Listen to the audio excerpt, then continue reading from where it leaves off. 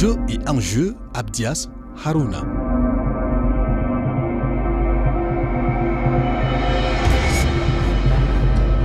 Bonjour à tous. Elle doit sa force à ses ressources naturelles et humaines.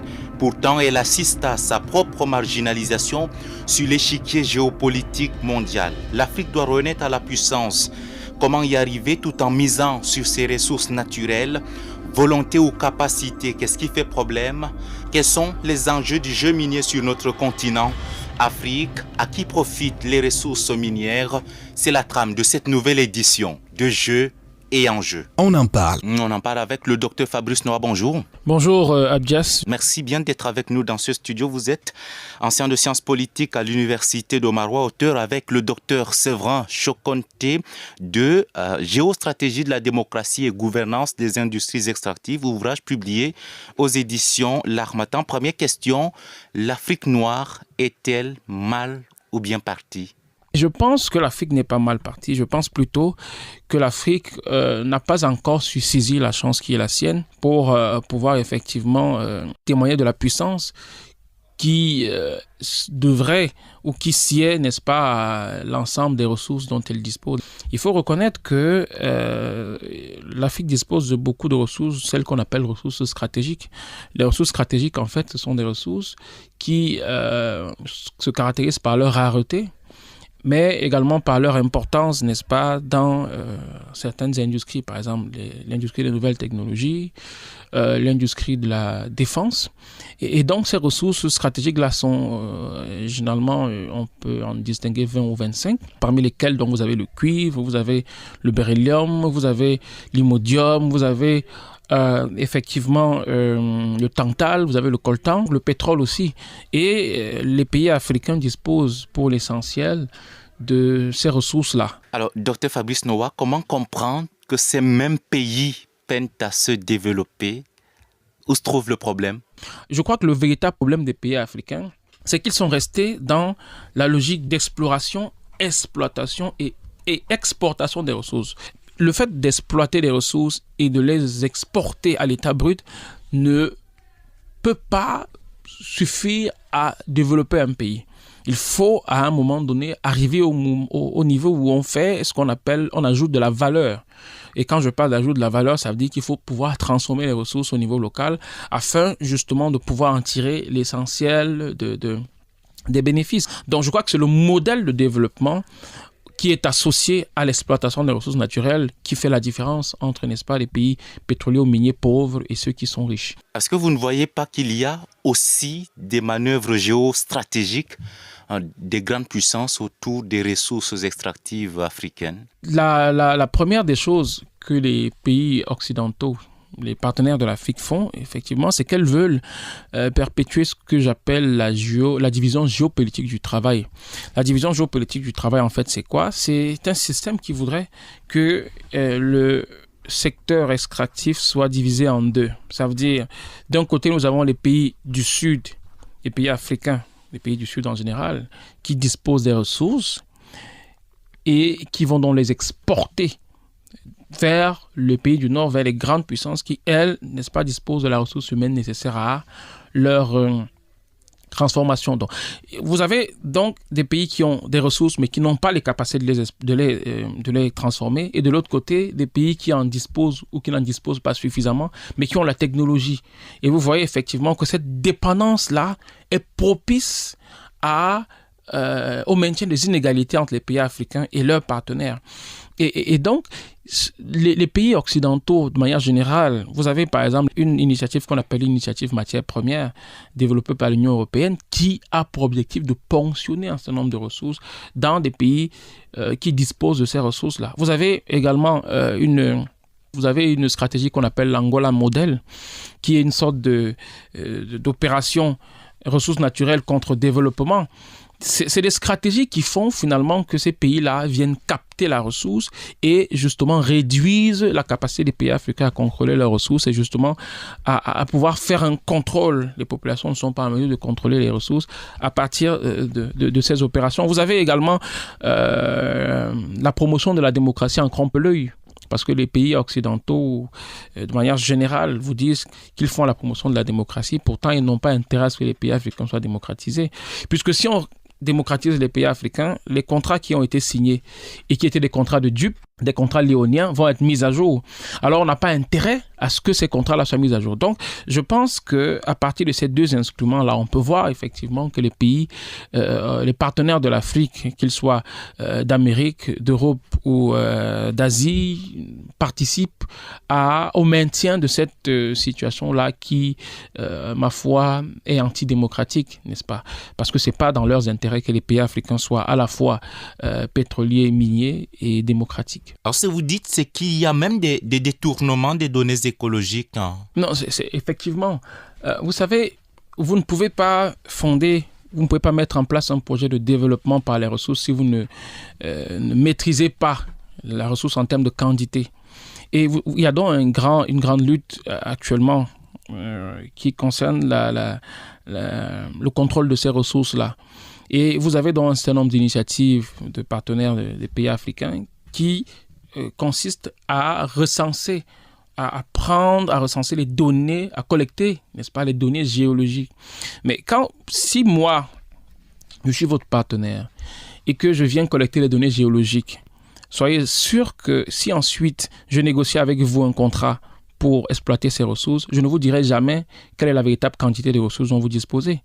Parce qu'effectivement, si je vous dis que vous avez, par exemple, les réserves d'1 milliard de barils, vous pourrez les contrôler et vous dire, OK, aujourd'hui, vous en avez exploité combien? Voilà ce qui en reste. Mais si je vous dis, je trouve 100 000 barils de pétrole et je vous dis qu'il y en a 50, j'ai de fortes chances, n'est-ce pas, de pouvoir exploiter une partie sans que vous en soyez au courant.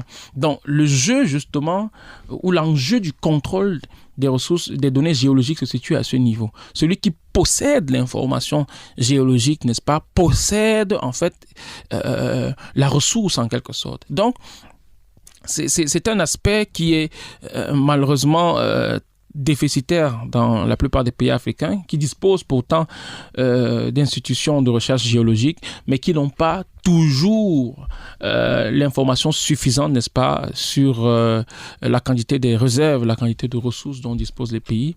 Et on se retrouve donc justement dans un jeu où c'est celui qui vient exploiter, qui connaît mieux la quantité de ressources dont dispose celui pourtant sur le sol duquel se trouve la ressource. Donc, vous voyez, c'est un jeu qui est forcément à l'avantage de celui qui exploite, de celui qui dispose des ressources. Alors, je vais dire de celui qui dispose de l'information géologique. Est-ce qu'on a des exemples là? Les pays comme les États-Unis qui ont ce qu'on appelle le United States Geological Survey, qui est, n'est-ce pas, l'Institut de recherche géologique et minière, le principal institut de recherche géologique et minière américain, qui dispose de ressources très abondantes sur la quantité des ressources africaines. Et ça fait que, finalement, les Américains connaissent mieux ce que nous avons sur notre territoire que nous-mêmes. Vous avez également le Bureau de recherche géologique et minière, le BRGM français, qui a mené un certain nombre d'opérations de cartographie minière dans les pays, généralement des pays francophones, et bien malin qui pourrait dire effectivement que toutes les données qui ont été recueillies ont été partagées, surtout que ces pays-là, quand ils décident de faire la cartographie, c'est par leurs propres moyens.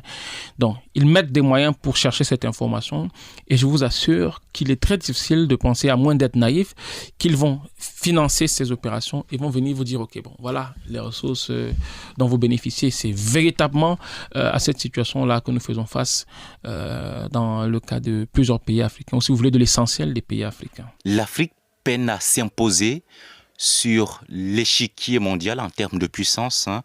A-t-elle tout de même un projet, sinon un désir de puissance? A-t-elle une ambition géopolitique? Est-ce que là n'est pas le véritable problème, Dr Fabrice Noah? Et effectivement, je crois que ce qui pose problème en Afrique, c'est que les Africains n'ont pas encore, ou si vous voulez, les Africains continuent de penser que l'exploitation minière ou l'exploitation des ressources pétrolières, c'est en fait font partie de ce qu'on appelle, c'est dans le fonctionnement de l'économie, ce sont des activités essentiellement économiques. Non, je suis dans le regret de leur dire que l'exploitation des ressources naturelles, au-delà de ses implications économique a d'abord des implications géopolitiques, des implications géostratégiques, des implications en termes de puissance.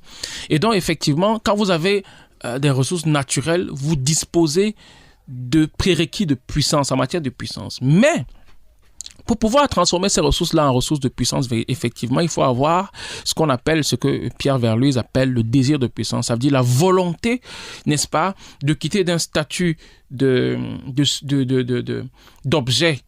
en sciences, en relations internationales pour être un sujet, si vous voulez, un acteur majeur, un acteur décisif, un acteur, donc, une puissance décisive, effectivement, pour revenir à la grande question en géopolitique, qui est celle de savoir qui détiendra la puissance décisive dans le monde futur. Donc, effectivement, il faut un désir.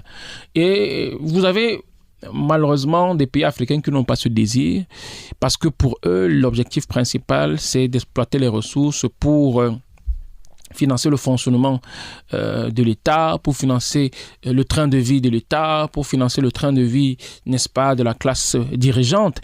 Et si vous êtes dans cette logique-là, une logique essentiellement extravertie, vous avez donc un désir de puissance qui est insuffisant et donc vous n'avez malheureusement pas la capacité de vous développer ou d'acquérir de la puissance à partir de l'exploitation de vos ressources. Donc je crois qu'il y a une absence de désir de puissance et vous avez raison de le souligner et c'est de là que tout va.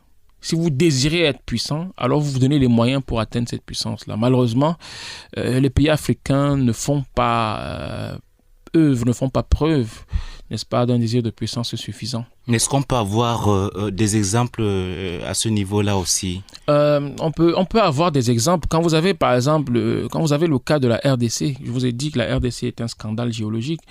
Si j'ai lu une étude une fois qui vous disait que les ressources dont dispose la RDC, si ces ressources étaient judicieusement exploitées, la RDC serait aussi puissante que les États-Unis, l'Angleterre et l'Europe en général. Vous voyez, vous auriez la superpuissance serait en fait la RDC. Mais le problème, effectivement, c'est que les Congolais n'ont pas ce désir de puissance-là. Et donc, ne mettent rien en œuvre pour pouvoir s'émanciper de la tutelle de leurs partenaires. Et ça apporte la situation que nous avons avec un pays qui est constamment en guerre et qui ne dispose justement pas de capacité pour s'imposer dans le concert, n'est-ce pas, des grandes puissances.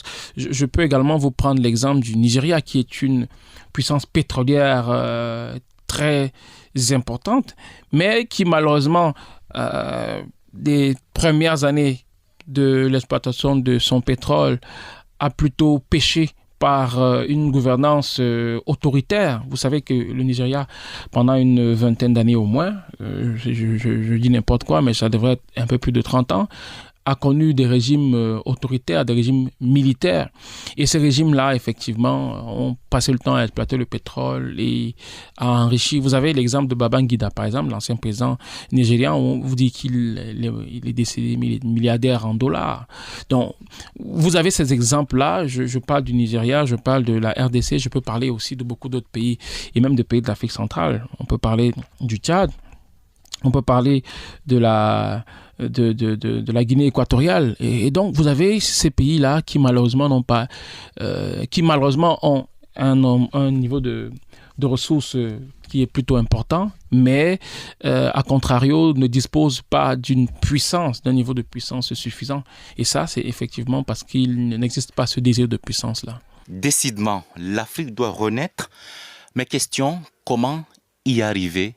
Oui, je crois que c'est impératif. L'Afrique doit impérativement renaître. Et cette renaissance-là, n'est-ce pas, passe... Vous savez qu'il y a un projet, le projet de renaissance africaine. Et c'est un projet, effectivement, qui se fonde sur le fait, en fait, que pour les penseurs de la renaissance de l'Afrique passe par son autonomisation. Les pays africains ne peuvent renaître que s'ils sont autonomes, s'ils sont maîtres de leur propre destin. Et donc l'autonomisation va passer effectivement par la remise en question de ces indépendances juridiques que nous avons eues. Parce qu'il faut une véritable indépendance, et la véritable indépendance est en relation avec la souveraineté. Il faut que les pays africains soient effectivement souverains sur tous les plans, sur le plan économique, sur le plan politique, sur le plan stratégique. Et donc la Renaissance également appelle à la prise en compte, ou si vous voulez, à la mise en place.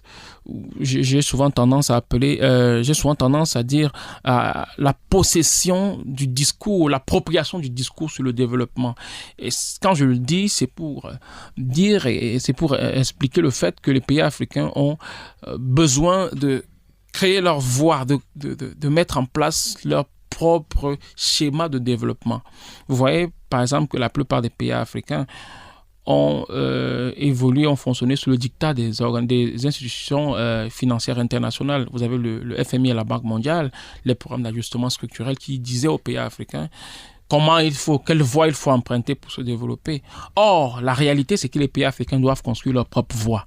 Vous avez un certain nombre d'instruments qui ont été élaborés par les chefs d'État et de gouvernement de l'Union africaine. Vous avez par exemple le plan d'action de Lagos, qui est un instrument très important. Vous avez la vision minière africaine, qui est également l'agenda 2063 de l'Union africaine, l'Afrique que nous voulons. C'est du matériau très important qui peut servir d'orientation, n'est-ce pas, aux pays africains dans la quête de leur émancipation, dans la quête de leur développement, dans la quête de leur renaissance. Mais pour cela, il faut que les pays africains aient le désir de fonder leur développement sur ces instruments-là. Je crois que c'est pas les instruments stratégiques qui manquent, mais c'est la volonté des pays africains, justement, de se départir des éléments de la suggestion, des éléments de l'extraversion pour justement embrasser le projet de renaissance qui passe, comme je l'ai dit, par l'autonomisation, n'est-ce pas, l'affirmation plus forte, n'est-ce pas, de la souveraineté des pays. Ce que vous dites, c'est qu'il faut une consolidation démocratique pour un succès stratégique de l'Afrique. Quel lien faites-vous entre démocratie et projection géopolitique de l'Afrique? Je pense que, puisque la démocratisation appelle le contrôle des processus de gestion, appelle l'ouverture, si vous voulez, la pleine participation de tous les acteurs au processus de décision, la diversification, n'est-ce pas, ou si vous voulez, la multiplication des niveaux de pouvoir, ça veut dire on n'est plus dans une approche down, mais une opération bottom up. Ça veut dire vraiment nous avons un mode de gestion avec des décisions qui vont du bas vers le haut et non plus seulement du haut vers le bas. Et à partir de là, je pense que les pays africains sont en mesure ou seront en mesure de mettre sur pied des institutions fortes et avec des institutions fortes parce que bénéficiant du soutien d'une partie de la population, de la majeure partie de la population, avec des processus de gouvernement ou des gestions transparents, alors on peut ambitionner, n'est-ce pas, d'atteindre un niveau de puissance, n'est-ce pas, qui serait acceptable. Moi, je pense que les pays africains peuvent être des puissances, mais des puissances démocratiques. C'est pour ça, justement, que nous parlons de démocratie minière, en ce sens que la démocratie viendra comme cela enrichir le projet de développement, le projet de puissance, n'est-ce pas, que peuvent porter les pays africains. Pourquoi les pays africains devraient-ils d'abord se démocratiser alors qu'on sait qu'il y a des pays aujourd'hui qui sont devenus des puissances sans être des modèles démocratiques?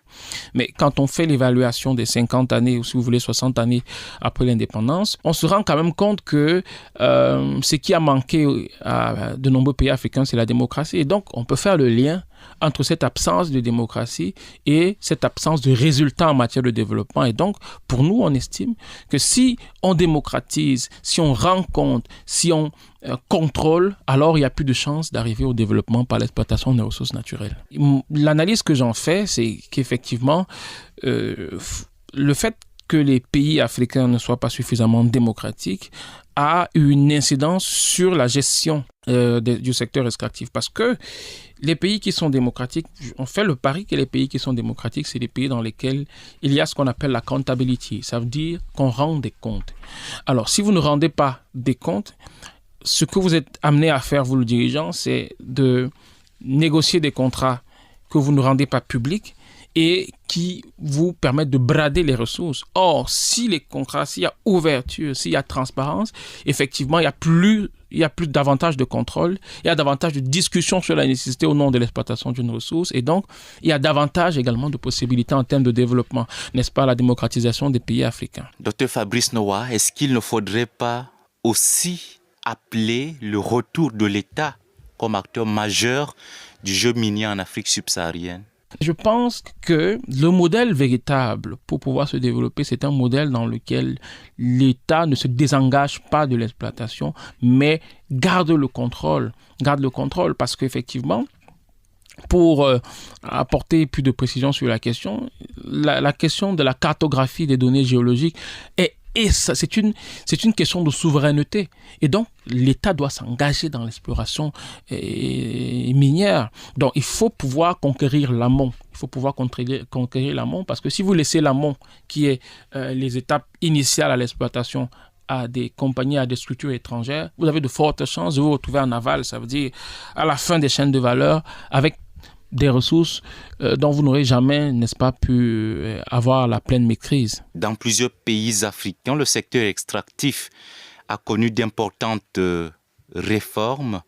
Qu'est-ce qui manque à ces réformes? Est-ce que les lois sur le secteur extractif ont de la vigueur géopolitique qu'il faut? Malheureusement, non. Déjà, il y a plein de lois ne sont pas bonnes. Plein de codes miniers et pétroliers ne sont pas bons parce qu'ils ont été rédigés dans une situation très désavantageuse, n'est-ce pas, pour les pays africains. Et donc, il y a un certain nombre de dispositions dans ces codes-là qui ne sont pas à l'avantage des pays africains. Mais aussi, il faut reconnaître qu'il y a une situation. Et c'est pour ça que je vous ai parlé de la démocratisation des processus de développement. Je vous disais donc qu'il y a une situation qui fait que parfois, vous avez un code minier ou un code pétrolier qui est judicieux, qui a mis en avant les questions de contenu local, qui a mis en avant les questions de développement, qui a mis en avant un certain nombre de conditions en matière d'exploitation. Mais après, vous allez vous rendre compte que les contrats qui sont signés ensuite, c'est des contrats qui sont en fait dérogatoires. Il y a des mesures dérogatoires en fait. Vous allez vous rendre donc compte effectivement que puisque ces contrats ne sont pas publics, le code minier ou le code pétrolier peut faire des exigences et dans les contrats, il y a toute autre chose. Mais comment vous faites pour le contrôler? Vous ne pouvez pas les contrôler si vous n'y avez pas accès. Et donc, je crois que le véritable problème donc, se situe au niveau de la transparence.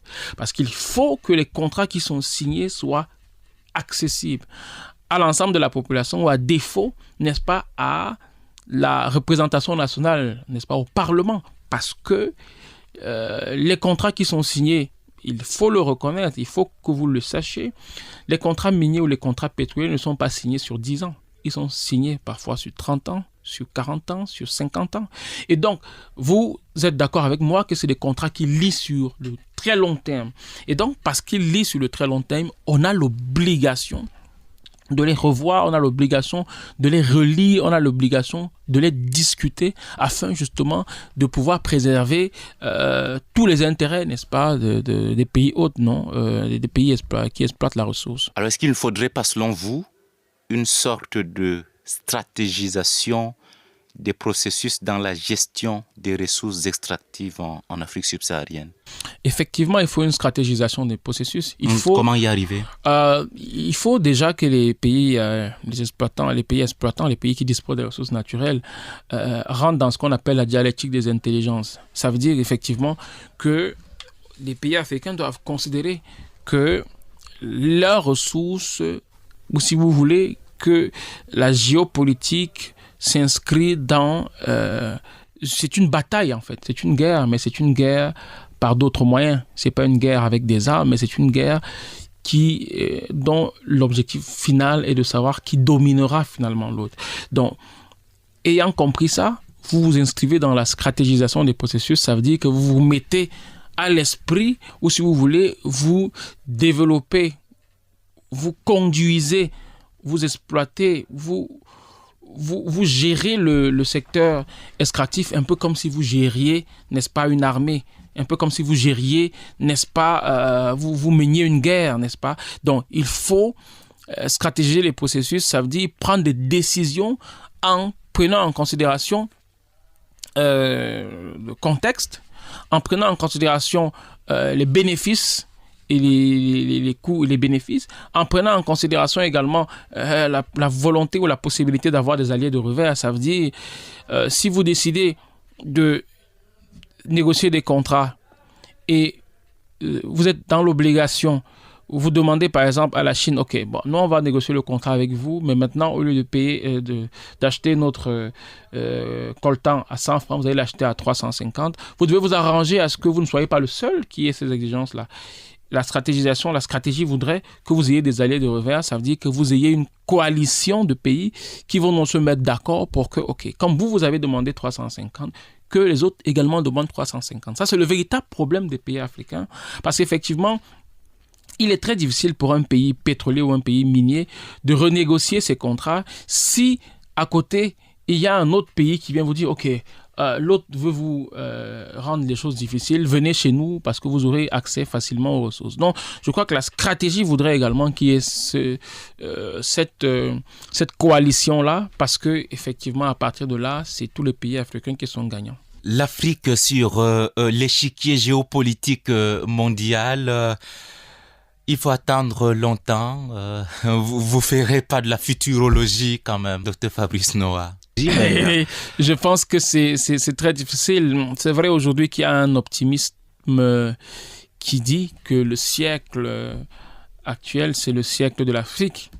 Et on évoque, n'est-ce pas, effectivement les ressources de l'Afrique, mais on évoque également le dividende, ce qu'on appelle le dividende démographique. Et donc, c'est un continent jeune, c'est un continent qui a 2 milliards d'individus, et on estime donc que c'est des chances pour l'Afrique d'être une puissance. Mais je continue de dire que il est une chose de disposer de ces éléments de puissance-là, il est une autre de pouvoir judicieusement les utiliser. Donc, je ne vais pas m'aventurer dans un échiquier, ou si vous voulez, dans un échéancier, mais je pense que si on prend pleinement conscience de ce qu'il y a comme chantier, alors il y a de fortes chances que ce soit plus rapide qu'on le pense, n'est-ce pas? L'émergence de l'Afrique en tant que puissance peut être plus rapide qu'on le pense. Merci, Dr Fabrice Noah. Je rappelle que vous êtes géopolitologue spécialiste des ressources naturelles, auteur avec le Dr Séverin Chokonte de Géostratégie de la démocratie et gouvernance des industries extractives en Afrique subsaharienne, ouvrage publié aux éditions L'Harmattan. Merci beaucoup d'être passé. Jeu et enjeu touche à sa fin. Je suis Abdias Harouna. Au revoir.